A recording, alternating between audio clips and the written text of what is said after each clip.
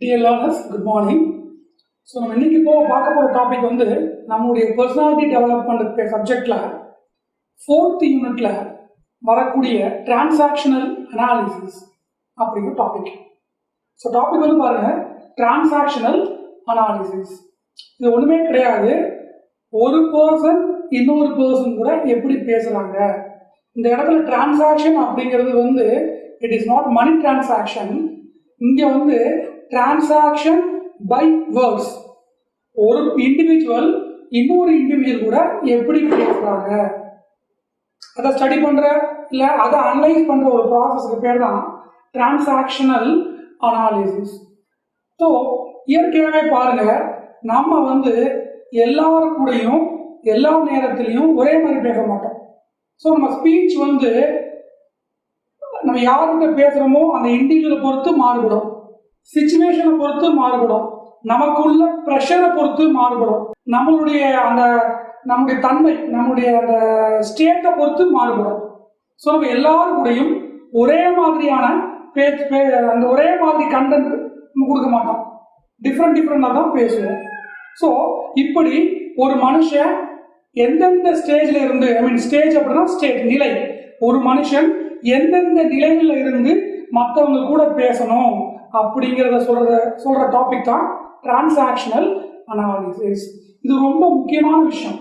இப்போ ஒரு ஸ்டூடெண்ட் நீங்க இருக்கீங்க அப்படின்னா, நீங்க உங்க அம்மா கிட்ட ரொம்ப ஜாலியா பேசுவீங்க, அம்மா கிட்ட கோபப்பட்டு பேசுவீங்க, அம்மாட்ட வந்து உரிமையா பேசுவீங்க. ஆனா அப்பாட்ட அப்படி பேச முடியாது. அப்பாட்ட ஒரு பவ்யம், ஒரு பணிவு, ஒரு மரியாதை. அப்பா கோபப்பட்டு பேசினாலும் நம்ம வந்து கொஞ்சம் பொறுத்து தான் போவோம். ஆனா அம்மா கோபப்பட்டு பேசினாலும் நம்ம கிட்ட கூட செய்வோம். ஸோ அப்பாட்ட ஒரு மாதிரி பேசணும், அம்மாட்ட ஒரு மாதிரி பேசுவீங்க. உங்க தாத்தா பாட்டிக்கிட்ட இந்த மாதிரி பேசுவீங்க, ரொம்ப ஜாலியாக பேசுவீங்க. அவங்க ஃப்ரெண்ட்ஸ்கிட்ட உங்களுடைய அந்த வே ஆஃப் டாக்கிங்கே வேற மாதிரி இருக்கும். இன்கேஸ் நீங்கள் காலேஜுக்கு வந்துட்டீங்கன்னா அவங்க ஸ்டாஃப் எப்படி பேசுவீங்க? ஸோ அங்கே வந்து இன்னும் கொஞ்சம் மரியாதையா, பணிவா, பவ்யமா, பொறுமையா, அவங்க என்ன கேள்வி கேட்குறாங்களோ அதுக்கு கரெக்டான ஆன்சர் கொடுத்து பொறுப்பாக பேசுவீங்க.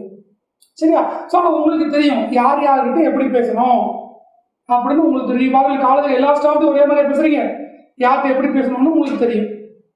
ஒரு சின்ன குழந்தைகிட்ட பேசும்போது அந்த குழந்தைக்கு ஏற்ற மாதிரி நீங்க பேசணும். ஸோ அப்படிங்கும்போது இப்போ உங்ககிட்ட தம்பி தங்கச்சி இருப்பாங்க, அவங்ககிட்ட பேசும்போது அவங்களை நீங்க நெறிப்படுத்துற மாதிரி நீங்க ஒரு பெரிய ஆள் தோரணையில் நீங்க பேசுவீங்க. ஸோ அந்த மாதிரி ஆட்களை பொறுத்து நாம் வந்து நம்முடைய அந்த டிரான்சாக்ஷனை வச்சுக்கணும். டிரான்சாக்ஷன் இன் த சென்ஸ் இந்த ஸ்பீச்சை வச்சுக்கணும். சரி, இந்த இன்னைக்கு பார்க்க போற இந்த சப்ஜெக்ட் வந்து நம்ம 3rd இயர் BBA ஸ்டூடெண்ட்டுக்கு அவங்களுடைய 5th செமஸ்டர்ல இந்த பேப்பர் வருது, பர்சனாலிட்டி டெவலப்மெண்ட். அதுல வந்து ஒரு டாபிக் தான் டிரான்சாக்ஷனல் அனாலிசிஸ். அதெல்லாம் பார்த்துட்டு இருக்கோம். ரைட். ஸோ பொதுவாக என்ன சொல்றாங்கன்னா, ரிசர்ச்சர்ஸ் வந்து இந்த உலகத்துல மனுஷங்க ஒரு 3 விதமான ஸ்டேட்ல இருந்து பேசுறாங்க அப்படிங்கிறாங்க. அது என்ன 3 விதமான ஸ்டேட்டு? ஒன்று வந்து பேரண்ட் ஈகோ ஸ்டேட், இன்னொன்று அடல்ட் ஈகோ ஸ்டேட், இன்னொன்று சைல்டு ஈகோ ஸ்டேட். ஒவ்வொரு மனுஷனும், இந்த உலகத்துல எல்லா மனுஷங்களும் இந்த 3 நிலையிலிருந்து மற்றவங்களோட பேச்சுவார்த்தை வச்சிருக்கிறாங்க, இல்லை பேசுறாங்க, பழகுறாங்கன்னு அர்த்தம்.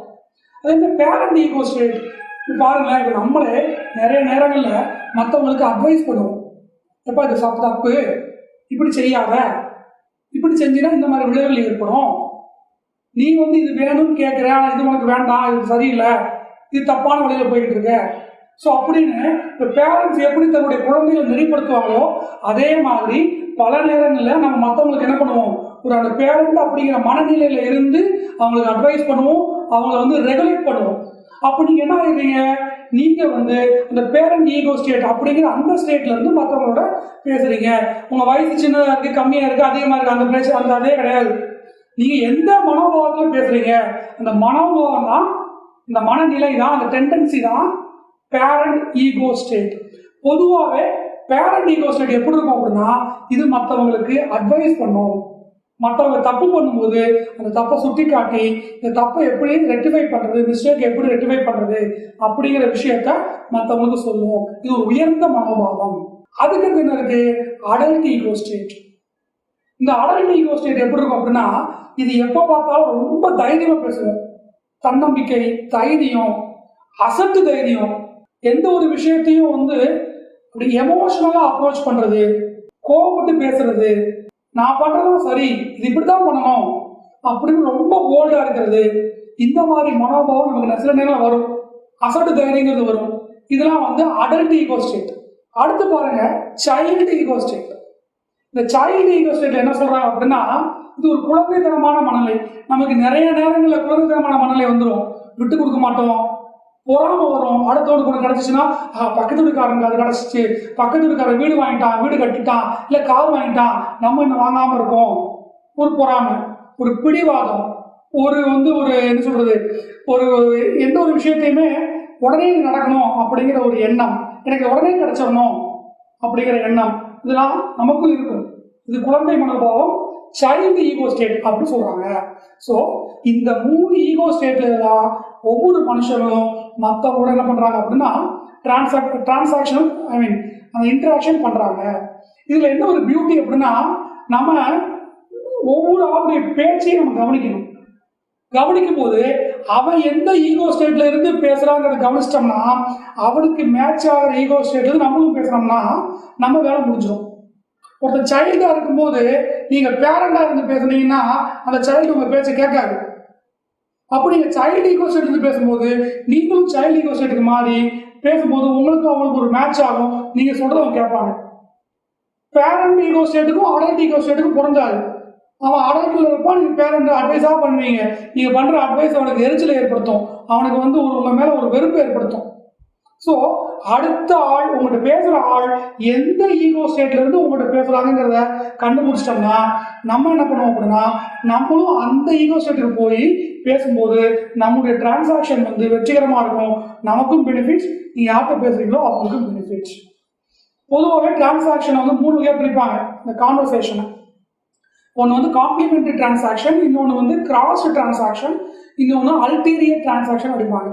இப்போ காம்ப்ளிமெண்டரி டிரான்சாக்ஷன் அப்படின்னா, இப்போ நீங்கள் ஒன்று சொல்கிறீங்க, இல்லை இன்னொரு ஆள் ஒன்று உங்கள்கிட்ட சொல்கிறாங்க, அப்படிங்கும்போது நீங்கள் அதுக்கு வந்து அவங்க சொல்கிறத ஒத்துக்கிட்டா அது காம்ப்ளிமெண்டரி டிரான்சாக்ஷன். இப்போ ஸ்டாஃப் வந்து நாங்கள் சொல்கிறோம், எப்போ நாளைக்கு காலையில் 10 மணிக்கு இந்த அசைன்மெண்ட் சப்மிட் பண்ணுங்கன்னு சொல்கிறோம். ஸ்டூடெண்ட் ஓகே சார் நாங்கள் சப்மிட் பண்ணிடுறோம் அப்படின்னு சொல்லிட்டாங்கன்னா அது காம்ப்ளிமெண்டரி ஃபார் ஈச் அதர். நீங்கள் ஒன்று சொல்கிறீங்க, அதை ஸ்டூடெண்ட் ஒத்துக்கிட்டான். இந்த டிரான்சாக்ஷனுக்கு பேரு காம்ப்ளிமெண்டரி டிரான்சாக்ஷன் 1. ரெண்டாவது கிராஸ் டிரான்சாக்ஷன். இப்போ நீங்க ஒன்று சொல்றீங்க, சார் ஸ்டூடெண்ட்ஸ் நாளைக்கு 10 மணிக்கு நீங்க அசைன்மெண்ட் சப்மிட் பண்ணி சொல்றீங்க. ஸ்டூடெண்ட்ஸ் வந்து சொல்றாங்க, இல்ல சார் 10 மணிக்கு பண்ண முடியாது, நிறைய ஒர்க் இருக்கு, நாங்க வந்து ஈவினிங் 2 மணிக்கு தான் பண்ணுவோம் அப்படின்னு அவன் சொல்றான். அப்ப நீங்க ஒன்று சொல்றீங்க, அவன் இன்னொன்று சொல்றான், ரெண்டுமே கிராஸ் ஆகுதா? ஸோ இது வந்து கிராஸ் டிரான்சாக்ஷன். ஸோ பெரும்பாலும் இந்த complementary transaction and cross transaction இதனால பெரிய மோசமான விளைவுகள்லாம் ஏற்படாது. நீங்க 10 மணிக்கு இருக்கீங்க, அவன் 2 மணிக்கு இருக்கான், எப்படி சப்மிட் பண்ண தான் போறான், அவன் முடியாதுன்னு சொல்லல. ஓகேப்பா ஒர்க் இருந்தா சரி பரவாயில்ல 2 o'clock சப்மிட் பண்ணுங்க அப்படின்னு சொல்லிட்டீங்கன்னா பிரச்சனை முடிஞ்சு போச்சு, அவன் சப்மிட் பண்ணிடுவான், நீங்க வேல்யூ பண்ணி மார்க் கொடுத்துடலாம். இன்கேஸ் அடுத்து 3வது பார்த்தீங்களா அல்டீரியர் டிரான்சாக்ஷன் அப்படின்னு, இதான் நீங்க ஒன்று சொல்லி அதுக்கு ஆப்போசிட்டா அடுத்த ஒரு சொல்லுவாங்க, 10 மணிக்கு சப்மிட் பண்ணு அப்படின்னு நீங்க சொல்றீங்க, ஸ்டூடெண்ட் சொல்றான் அதெல்லாம் முடியாது சார், 2 நாள் லீவு, நான் 4 லட்சம் சப்மிட் பண்ணுவேன், நீங்க சொல்ல ஒத்துக்க மாட்டீங்க. ஸோ இது அல்டீரியர் டிரான்சாக்ஷன். பெரும்பாலும் இந்த அல்டீரியர் டிரான்சாக்ஷன்ல தான் ரிலேஷன்ஷிப் பிரேக் ஆகும், நமக்கும் மற்றவங்களுக்கும் ஒரு கான்ஃபிளிக்ட் அரைஸ் ஆகும், நம்மளுடைய உணர்வுகளுக்கு மற்றவங்க மதிப்பு கொடுக்க மாட்டாங்க, இல்லை நம்மளுடைய வார்த்தைகளுக்கு மற்றவங்க மதிப்பு கொடுக்க மாட்டாங்க. இந்த நேரத்தில் நமக்கும் அவங்களுக்கும் பெரிய பிரச்சனை ஏற்படும். ஸோ பெரும்பாலும் நம்ம டிரான்சாக்ஷன் எதுக்குள்ள வச்சுக்கணும், காம்ப்ளிமெண்டரி அண்ட் கிராஸ் டிரான்சாக்ஷன் இதுக்குள்ள வச்சுக்கிட்டோம்னா நம்ம நினைச்சதும் நடக்கும், சண்டை வராது. ஸோ அல்டீரியரை வந்து எப்படியாவது அவாய்ட் பண்ண ட்ரை பண்ணணும், அதுக்குள்ள பெரும்பாலும் போகக்கூடாது. ஸோ இதான் வந்து பார்த்தீங்கன்னா டைப்ஸ் ஆஃப் டிரான்சாக்ஷன். அதுக்கடுத்து பாருங்க அடுத்த டாபிக், முக்கியமான டாபிக் ஜொஹாரி விண்டோ. ஸோ மனுஷனுடைய தன்மையை ஒரு விண்டோ மாதிரி போட்டு ஒரு 4 டைப்ல சொல்றாங்க. அதுக்கு பேர் தான் ஜொஹாரி விண்டோ. இதுல மொத்தம் 4 கான்செப்ட் இருக்கு. Open self, hidden self, blind self, undiscovered self. இப்போ ஓப்பன் செல்ஃப்னா என்ன அப்படின்னா, the person knows about himself, person knows about others. சில பேர் இருப்பாங்க, அவங்க எப்படி இருப்பாங்கன்னா அவங்களுக்கு தன்னை பத்தியும் தெரியும், தான் யாரு, தன்னுடைய ஸ்ட்ரென்த் என்ன, வீக்னஸ் என்ன, தன்னுடைய எமோஷன்ஸ் எப்படி கண்ட்ரோல் பண்றது, அவங்களுடைய தன்னுடைய பிஹேவியர் என்ன, தன்னுடைய ஆட்டிடியூட் என்ன, தன்னை பத்தி கம்ப்ளீட்டா தெரியும். அதே மாதிரி அவங்க பழகிற எல்லாருடைய ஆட்டிடியூட், பிஹேவியர், அவங்களுடைய லைக்ஸ், டிஸ்லைக்ஸ், வாண்ட்ஸ், நீட்ஸ் எல்லாமே தெரியும். தன்னை பற்றியும் தெரியும், மற்றவங்களை பற்றியும் தெரியும். இப்படி சில பேர் இருப்பாங்க. அவங்களுக்கு பேரு ஓப்பன் செல்ஃப் பர்சனாலிட்டின்னு சொல்லுவாங்க. அடுத்து பாருங்க ஹிடன் செல்ஃப். இவங்க எப்படி இருப்பாங்கன்னா the person knows about himself, the person does not know about others. சில பேர் இருப்பாங்க தன்னை பத்தி நல்லா தெரிஞ்சு வச்சிருப்பாங்க, ஆனா அடுத்தவங்களை பத்தி எதை பத்தியும் நமக்கு தெரியாது. அப்போ இவங்க மற்றவங்களோட பேசும்போது இவங்களுக்கும் மற்றவங்களுக்கும் ஒரு சண்டை வர்றதுக்கோ இல்லை மிஸ் அண்டர்ஸ்டாண்டிங் வர்றதுக்கோ இல்லை ஒரு சின்ன சின்ன மனஸ்தாபம் கான்ஃப்ளிக்ட் அரைஸ் ஆகிறதுக்கோ நிறைய வாய்ப்பு இருக்கு. ஏன்னா அடுத்தவனை பத்தி தெரியாம அவங்க பேசும்பொழுது நமக்கு சொல்ற கருத்தா ஒத்துக்க மாட்டான். அப்ப நமக்கு அவங்களுக்கும் சின்ன சின்ன பிரச்சனையோட வாய்ப்பு இருக்கு. இது ஹிடன் செல்ஃப். அடுத்து பாருங்க பிளைண்ட் செல்ஃப். இவங்களுக்கு does not know about himself, persons know about others. அவனை பத்தி எதுவுமே தெரியாது, ஆனா அடுத்தவனை பத்தி நல்லா தெரியும். இப்படி உள்ளவங்க எப்படி இருப்பாங்க அப்படின்னா பெரும்பாலும் குறை சொல்லிட்டே இருப்பாங்க. அடுத்தவனை பத்தி எல்லாம் தெரிஞ்சிருமா, இவன் அப்படி, இவனுக்கு அந்த வீக்னஸ், இவன் 1000 வீக்னஸ் இருக்கும், அதை பத்தி எனக்கு எதுவுமே தெரியாது. ஆனா அடுத்தவனை பத்தி தெரியும், அவனுக்கு இந்த குறை இந்த குறை, அவன் அப்படி சொல்லுவான், இவன் இப்படி புறம் பேசுவான், இவனுக்கு இந்த ஸ்கில் இல்லை அப்படின்னு அடுத்தவங்களை பத்தியா தெரிஞ்சு வச்சுக்கிட்டு அடுத்தவங்களோட குறைகளை பெருசா பேசுவாங்க. ஸோ இதுவும் ஒரு நல்ல ஒரு விஷயம் இல்லை. அதுக்கடுத்து பாருங்க அன்டிஸ்கவர்டு செல்ஃப். இவங்க does not know about himself, the person does not know about others. இது ரொம்ப ரொம்ப மோசமான ஒரு நிலை. தன்னை பத்தியும் தெரியாது, அடுத்தவங்களையும் பத்தியும் தெரியாது. இப்படி இருந்தால் இந்த உலகத்தில் நம்ம இந்த மாதிரி பர்சன்ஸை ஈஸியா மற்றவங்க ஏமாத்திடுவாங்க. இவங்களுக்கு ஒரு பேசிக் நாலேஜ் கூட இருக்காது. அடுத்தவங்களை பத்தி ப்ரிடிக்ட் பண்ற ஒரு பேசிக் நாலேஜ் இருக்காது. அடுத்தவங்களை அடுத்தவங்களோட பேச்சு கேட்க மாட்டாங்க, லிசன் பண்ண மாட்டாங்க. எது எப்படியோ பேசுவாங்க. இவங்க என்ன பேசுறாங்கன்னு அவங்களுக்கே தெரியாது. சில பேர் இருப்பாங்க, அவன் என்ன சொல்றான்னு அவனுக்கே தெரியாது, மலமலும் பேசிடுவான். ஸோ அந்த மாதிரி பர்சன்ஸ் இருந்தா அவங்களுக்கு தான் டேஞ்சர். அப்படிங்கும்போது ஸோ இதான் ஜோகாரி விண்டோ. இதுல என்ன சொல்றாங்கன்னா நம்ம கண்டிப்பா ஓப்பன் செல்ஃபா இருக்கணும், நம்மளை பத்தியும் தெரிஞ்சுக்கணும், நம்ம சுத்தி இருக்கிறவங்களை பத்தியும் கரெக்டா கணிச்சு வச்சுக்கணும். அப்படி இருந்தா தான் நம்ம ஆர்கனைசேஷன்ல கண்டிப்பான முறையில் நல்லபடியா இருக்க முடியும். ஏன்னா ஆர்கனைசேஷன்ல ஒவ்வொருத்தரும் ஒவ்வொரு மாதிரி இருப்பான். எல்லார பத்தியும் நமக்கு அட்மினிஸ்ட்ரேட்டர் எல்லார பத்தியும் அவருக்கு தெரிஞ்சிருக்கணும். அப்படி இருந்தா தான் அவரால் எஃபெக்டிவா அட்மினிஸ்ட்ரேட் பண்ண முடியும். ஸோ இதுக்கு பேர் தான் ஜோகாரி விண்டோ. ஸோ அடுத்த டாபிக் இன்ட்ரெஸ்டான டாபிக். இது பாருங்க லைஃப் பொசிஷன்ஸ். மனுஷங்க ஒரு 4 விதமான லைஃப் பொசிஷன் இருக்காங்க. சில பேர் இருப்பாங்க, அவங்க சொல்லுவாங்க I am not okay, you are okay. இப்போ நான் சரியில்லை, எனக்கு ஒன்றும் தெரியாது, ஆனால் நீ நல்லா இருக்க. தண்ணியை ப்ளே பண்ணிக்கிட்டு மற்றவங்களை ஓகேன்னு சொல்லுவாங்க. நான் நான் மட்டும் அப்போ எனக்கு ஒன்றும் தெரியாது, எனக்கு அறிவு இல்லை, ஆனால் மற்றவங்களாம் அறிவாக இருக்காங்க. இப்படி டெண்டன்சியில் சில பேர் இருப்பாங்க. அடுத்து பாருங்க ஐ ஆம் ஓகே, யூ ஆர் ஓகே. சில பேர் எனக்கும் நான் பண்ணுறதுலாம் சரி, மற்றவங்க பண்ணுறதும் சரி, எனக்கும் எல்லாம் தெரியும், மற்றவனுக்கு எல்லாம் தெரியும், நான் மற்றவங்களை மதிப்பேன் அப்படிங்கிற மனநிலை இருப்பாங்க.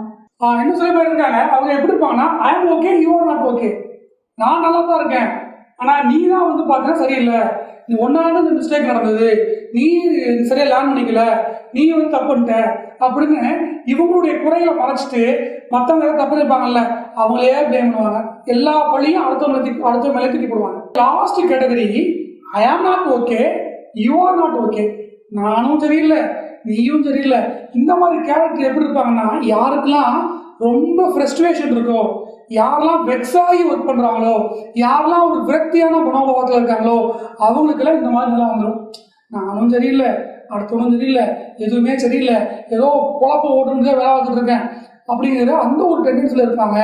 வேலை பார்க்கணுங்கிற இன்ட்ரெஸ்டே இருக்காது, ஏதோ கடமைக்கு ஒர்க் பண்ணுவான். அப்படிங்கும்போது அவன் பண்ணுறதுல நிறைய தப்பு இருக்கும். இவன் தப்பு பண்ணுறான்னு மற்றவங்க சொன்னாங்கன்னா கோவப்படுவான், ரிலேஷன்ஷிப் பாதிப்படையும். இவன் தப்பை மறைக்கிறதுக்கு என்ன பண்ணுவான், ஓவரா ஷவுட் பண்ணுவான், கத்தி பேசுவான், அடுத்தவங்க கண்ட மணி திட்டுவான். ஸோ அப்படிங்கும்போது இந்த மாதிரி கேரக்டர் ரொம்ப ஒஸ்ட் கேரக்டர்.